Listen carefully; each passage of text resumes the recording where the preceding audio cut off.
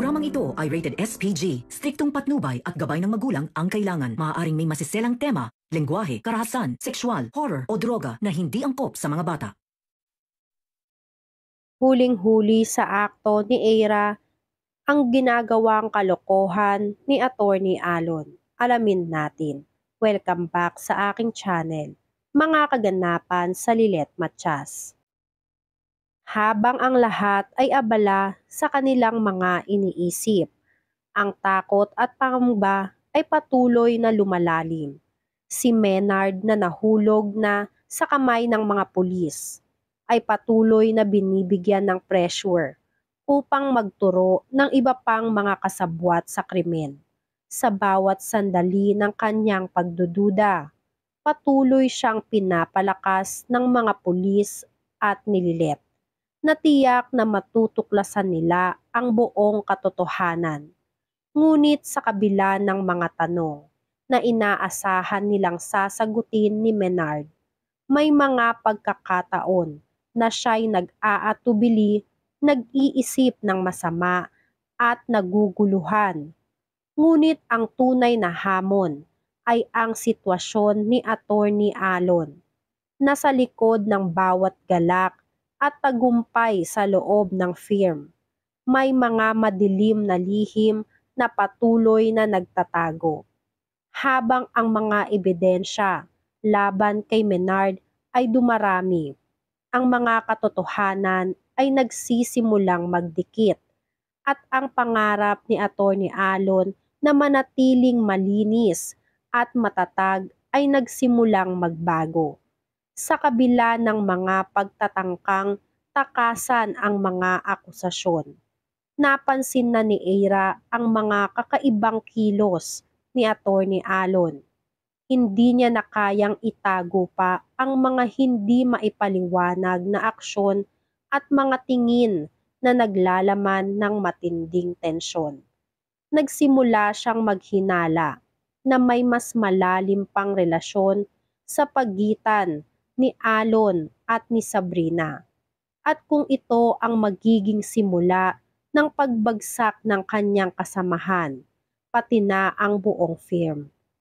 Habang nagiging masalimuot ang mga pangyayari, si Sabrina na patuloy na tinatangkang patagilid na magtago sa anino ni Attorney Alon ay nakararamdam ng isang kakaibang pakiramdam.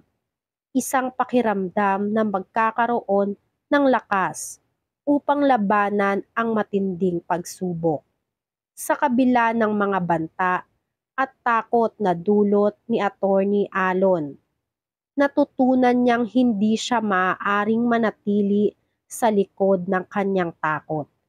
Ang mga dokumento at ebidensya na kanyang itinatago ay unti-unting nagiging isang susi para sa kanyang kalayaan. Habang siya'y nag-iipon ng lakas upang ipagtanggol ang sarili, naaalala ni Sabrina ang mga salita ni Eira. Basta magsabi ka lang, tutulungan ka namin. Saksi siya sa kanilang mga malasakit at ito ang nagbigay sa kanya ng lakas upang magsalita. Sa kabilang banda, si Lilet na patuloy na naglalaban para sa katarungan ay nagtagumpay sa paghuli kay Menard at ang kanyang kasintahan. Bagamat nakulong na si Menard, patuloy na sinusubok ni Lilet na iangat ang mga detalye na makakatulong upang maabot ang mga tunay na mastermind sa likod ng hold-up. Habang ang bawat isa ay nag-iisip at nagtatangkang magplano, si Lilet ay patuloy na kumikilos upang matuklasan ang mga malalim na lihim ng krimen. Ngunit isang malupit na balita ang bumangon kay Trixie na nag-aalala sa kaligtasan ng kanyang sarili at ng mga kasamahan. Ay nagkaroon ng pagkakataon na marinig ang mga katanungan tungkol kay Attorney Alon. sa isang hindi inaasahang pagkakataon.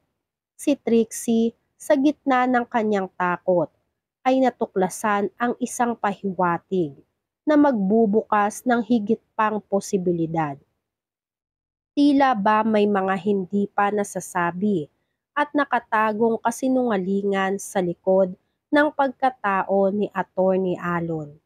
Nagiging mas malupit at magulo ang lahat ng mga koneksyon at hindi na malinaw kung sino ang mapagkakatiwalaan sa bawat hakbang. Habang ang lahat ng ito ay nagaganap, si Attorney Alon ay patuloy na nagpapakita ng kanyang tunay na kulay, ang galit at puot na bumabalot sa kanyang buong pagkatao sa isang masaklap na pangyayari. Pagkatapos ng mga pagsubok at pilit na pagtatago ng mga lihim, nagpasya siyang maglungsad ng mas matinding hakbang upang matiyak na ang lahat ay mananatiling tahimik. Ngunit si Eira na unti-unting nakakaamoy ng mga pagkakamali ni Attorney Alon ay nagdesisyong hindi na magtago pa. Sa huli, siya ay maghahanap ng mga ebidensya at maghahasik ng mga duda sa mga kasamahan upang paghiwalayin ang mga koneksyon ni Attorney Alon kay Sabrina at sa iba pang mga kasamahan. Maging si Attorney Spanky ay nagdududa na sa lahat ng kinikilos nitong si Attorney Alon, lalong-lalo na ang pakikipag-ugnayan niya sa sarili niyang sekretarya na si Sabrina. Dahil kapansin-pansin kay Attorney Alon ang tensyon na ipinapakita niya laban dito kay Sabrina, pati na rin nga ang ebidensya ng pasa sa noo mismo nitong si Sabrina. Kaya nagkaroon ng malaking pagdududa si Attorney Spanky kung ano talaga ang nangyari kay Sabrina. Puno ng tensyon, galit at mga lihim, ang kasong ito ay hindi na magiging isang simpleng laban. Isang malupit na digmaan ang magaganap sa pagitan ng mga abogado, mga biktima at mga kriminal. Ang mga hakbang na ginawa ng bawat isa ay magdadala sa kanila sa kabila ng kanilang mga hangarin. At ang pagkatalo ay magiging isang malupit na kabayaran sa mga kasong kanilang pinili. Habang si Sabrina na patuloy na naghihirap ay muling magmamasid at maghahanap ng katarungan. Ang kasaysayan ay patuloy na mabubuo at sa pagtatapos ng kwentong ito, ang tunay na tanong, sino ang magwawagi? Sino ang magiging tapat sa kanilang mga layunin? At sino ang magiging biktima ng kanilang mga kasalanan?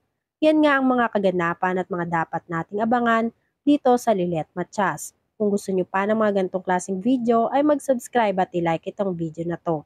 Maraming salamat po.